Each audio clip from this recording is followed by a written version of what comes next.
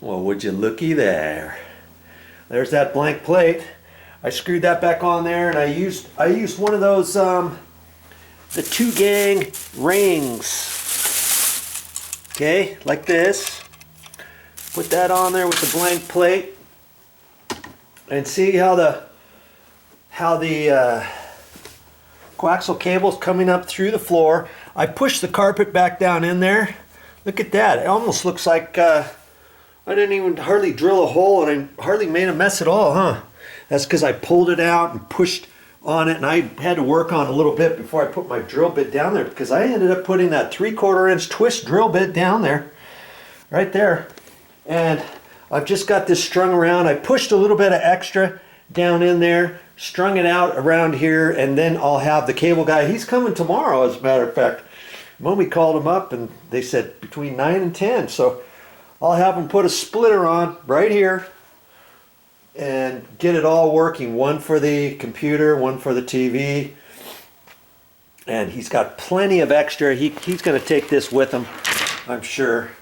And then I'll have him off of the splitter give me 2 feeders, you know, one 7-8 feet long, one about 15-20 feet long, so it'll go all the way back in there in case we ever want to have the desk in there, or the computer in that closet, let's say.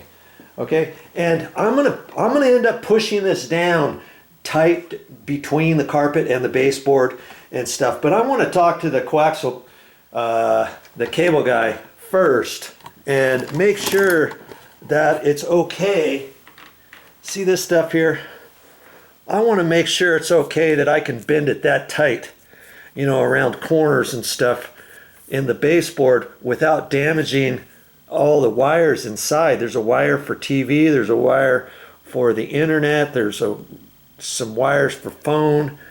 You know what I mean? Because I can feel right there that it's really bent that. So before I start bending things like that, I want to ask the cable guy if that's okay to do, because if not, I may have to have just bends, you know, kind of like that.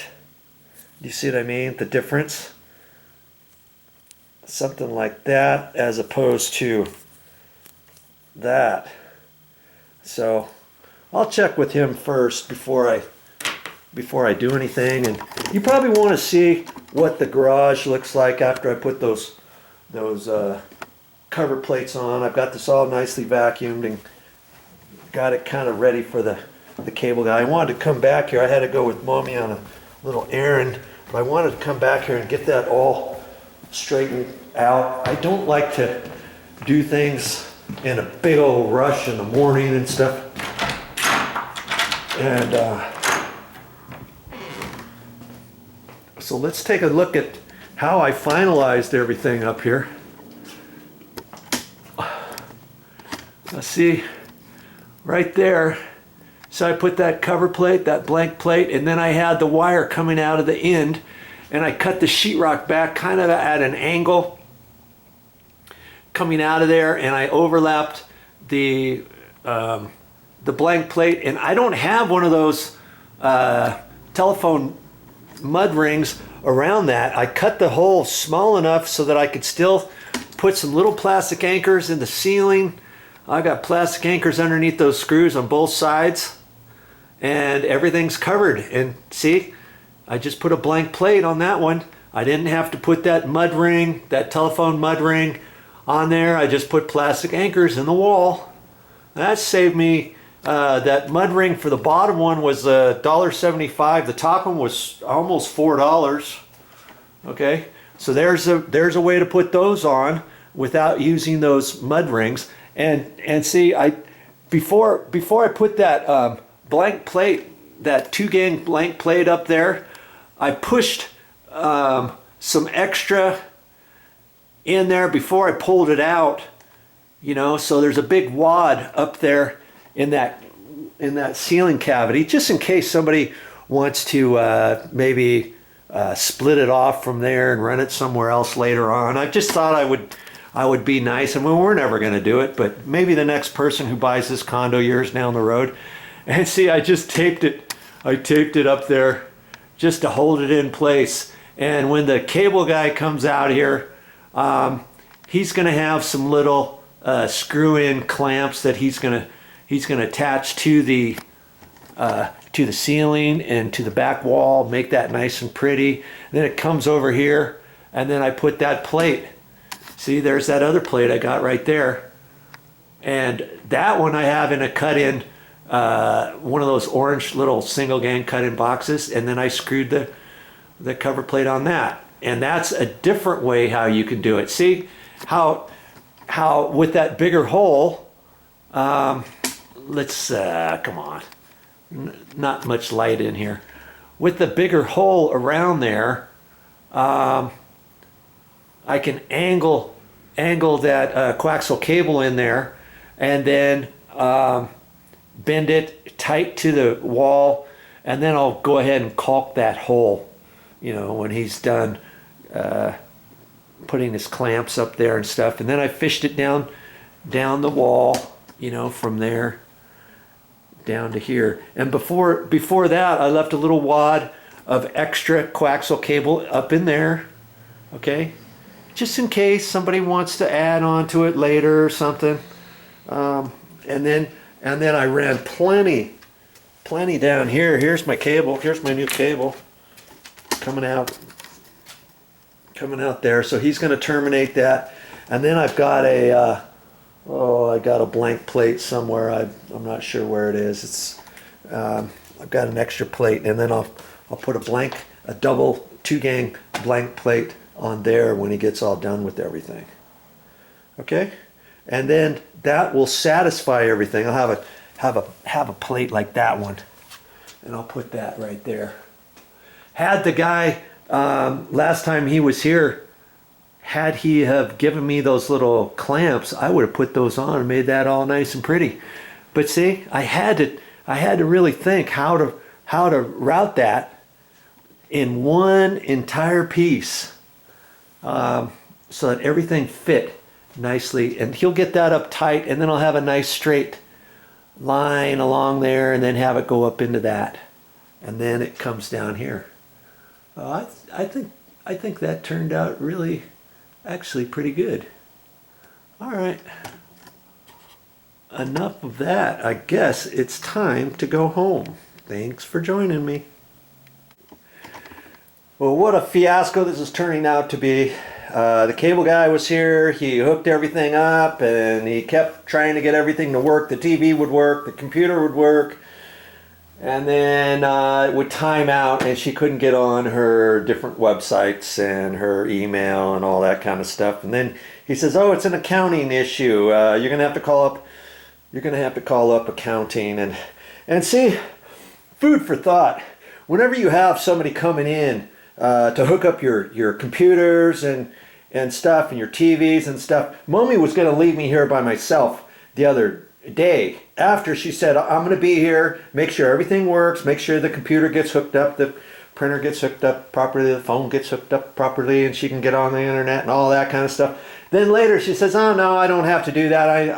I can hook that up. Just make sure they leave the boxes and everything. And today I convinced her to come out here, and it's a good thing too, because when the guy was here, he first says, oh no, I can't hook this stuff up, and then as it went on, she would ask, okay, where does this go onto the modem and on the router and this, that, and the other thing, and so once he couldn't get everything hooked up, then she knew there was an issue. So she calls, and the lady tries to help her out, and then she tries to hook all this stuff up, and her router or whatever that she has apparently isn't working now. I don't even know where it is. I think it fried it or something, and so now she's having to have the guys come out here and replace some other certain box. I don't know what it is. So it's always a good thing to be here so that your computer gets hooked up properly, or your TV gets hooked up properly, and all that kind of stuff. And while he was here, remember the other day I was the one to reroute all of this stuff, and the guy didn't give me any cable connections. And I said, can I have some cable connections for the garage? And I'll go ahead and screw those up there. He gave me a handful of these. Isn't that nice of him? He gave me, oh, look at all the ones I got left in here, and I've already put the other ones up. And I said, oh, you just screw those into the sheetrock and that's it? You don't put any plastic anchors? Nope, just screw that in. Well, when you screw it in, of course, it wants to spin on you, but hey, it is what it is. I put them in. He gave me some extra ones, so I'm going to keep these for if I ever need them. You never know. You might need them for something.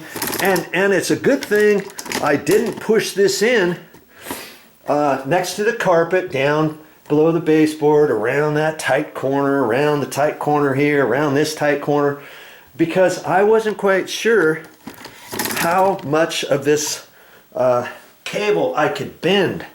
And I asked him, and I says, how tight can I make this? And he says a 5-inch radius. And I'm like, huh?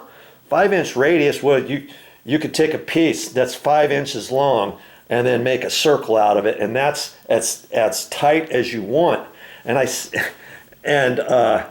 you know, I'm just gonna do like this, okay? If you're going around a corner, that's the piece that's already got the kink in it. If you're going around a corner, you want to be about like that. Okay, you don't want to kink this. You don't want to take your cord and pinch it or something so you can get around a corner. So you're like that. You see what I'm saying? You don't want to pinch it like that. You're going to damage the inside wiring of the coaxial cable. You see? You want to have a continuous, nice little bend like that. So around my inside corner, so you know, when I come up off of the floor, I want to make sure I don't get a bend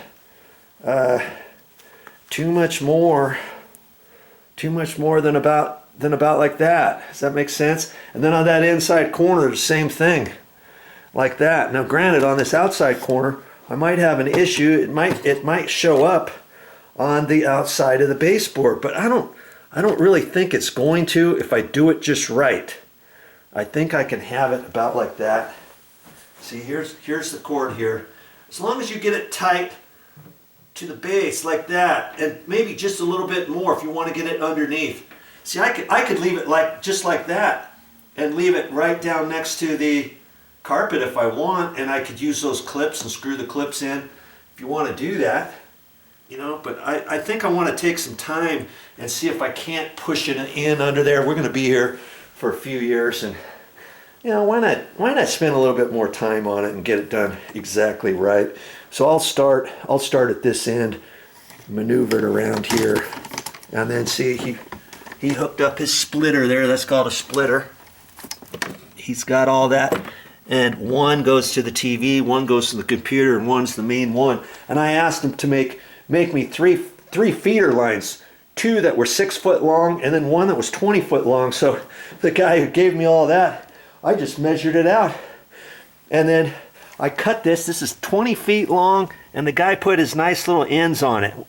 And I may never use this, but if I decide to put the computer inside this little closet and make it into like a desk area for the computer, then I can take her 6 foot long piece that's hooked up to the computer and change it to the 20 foot piece.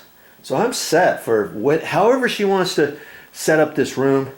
And I'm glad I moved the bed and did all that. I didn't want that showing up. I mean, that would have shown up over in here, and I could have seen it. Now, granted, you have your nightstands. The nightstand, there's going to be one fitting over there, so it probably would have been okay. But then it would have been down further into the garage, and there was a big old beam post in here and stuff, and I'm not sure what was down in there. And anyways, we got it all finally.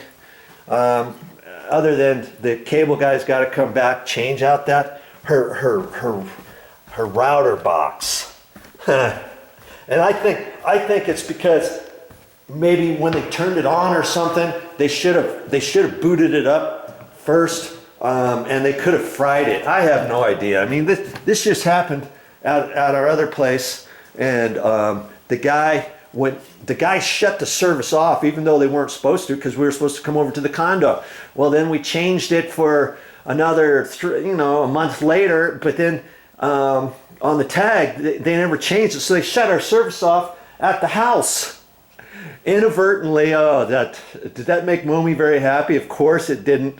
And then when they turned it back on, they should have had a tech come out, because the router should have been, or the modem, their modem should have been disconnected before they turned it back on.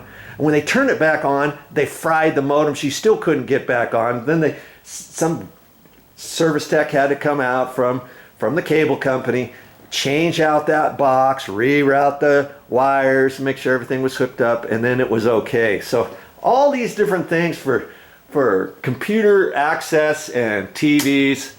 And see, I just got those little brackets up in there, and then I ran it along the garage. The light's not too good in here. I ran it along the top of the garage door, and then zipped over into that box and ran it down here. I put a blank plate on here, and the guys, whoever installed the plate stops here, and it continues beyond this for who knows why they did that. I have no idea. So there's no screws over on this side, but hey, it's in there. And everything's all good. After I get done painting, I'm going to end up painting in here one of these days after we get moved in. And then the hole where the coaxial cable goes into that blank plate, I can just throw some caulking in there.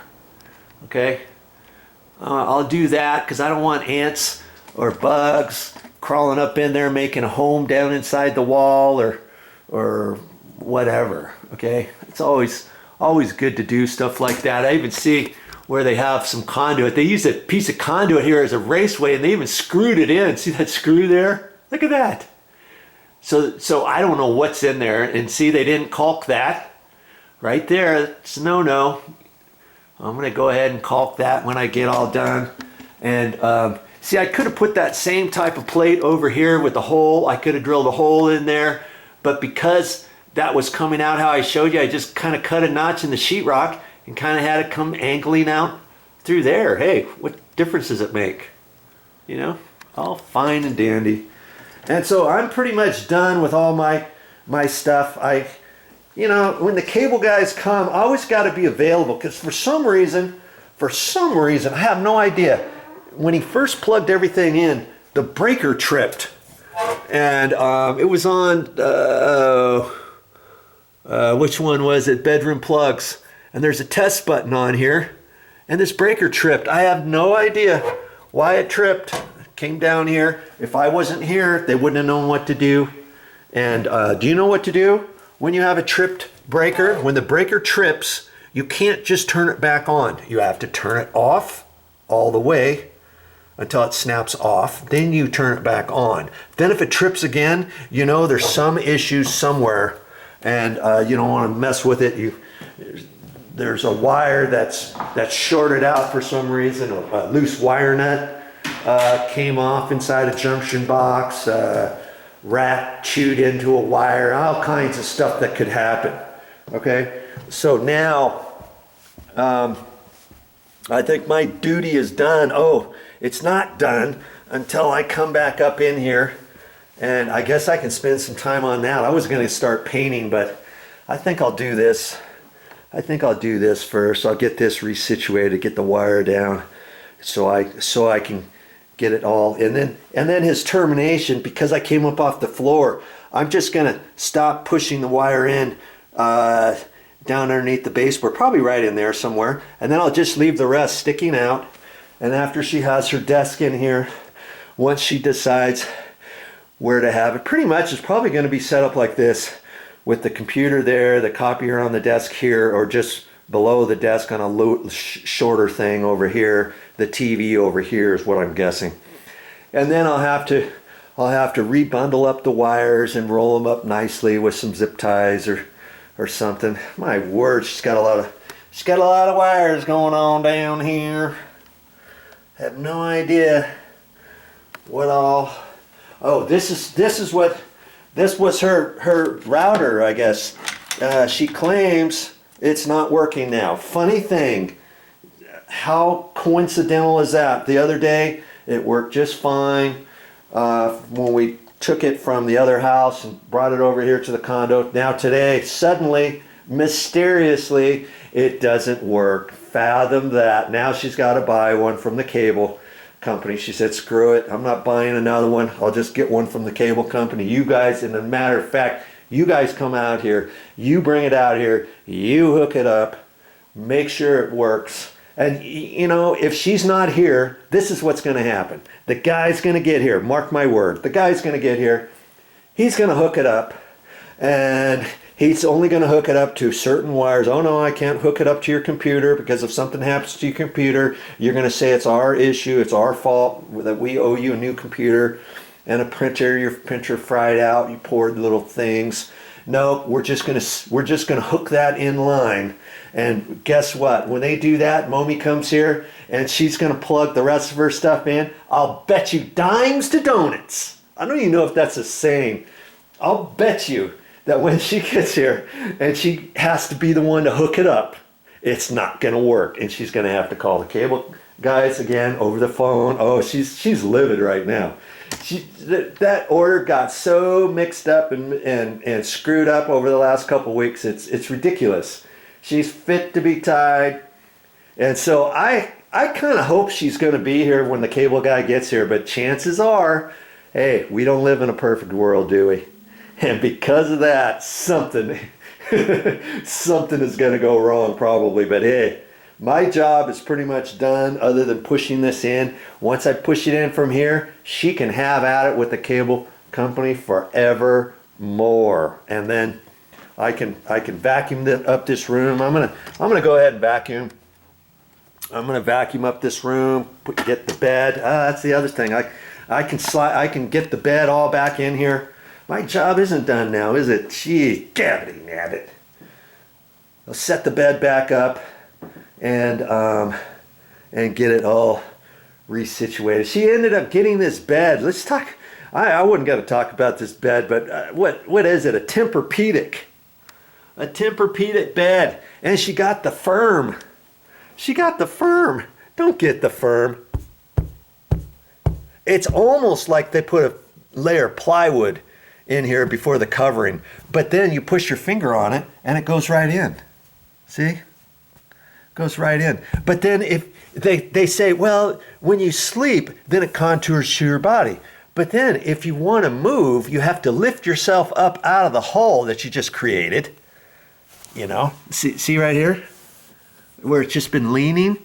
You now have to lift yourself up out of that hole and slide over onto a hard mattress until it depresses in. And you'd think it depressed right in. It doesn't. And so she's gonna take that back. I have no idea how they got her to buy that. And so they said, oh well, before we pick it up, give yourself 30 days to try it out. We're not trying it out for 30 days. That's not happening. And anyway, she's gonna have to get a different one. Look at this. This is 12 inches wide. Look at the box spring. This is what they call a box spring for this bed. Can you believe that? 2 inches. It's just a 2 inches of nothing. And I mean, the things they build nowadays, it's ridiculous. That's it. There's your box spring. Well, your box. There's no spring in that. And so I told her, I says, that's only 2 inches. I said, if you get a different mattress, or if you don't even get a Tempur-Pedic, if you get something else, make sure you get something with the mattress pad fluff top on it, so it's 12 inches. If it's not 12 inches, and if she gets something that's only 10 inches, I said, then you're going to have to change this. And maybe they have a 4-inch little box here. And see, they did the same thing to this big, huge mattress. This is a this is something else. Burns, something in Burns and Foster, or something. But anyways, look at that fat monster. From here down to there, this is their little box pad at the bottom. That's only 2 inches too. And even still, look how high that thing is.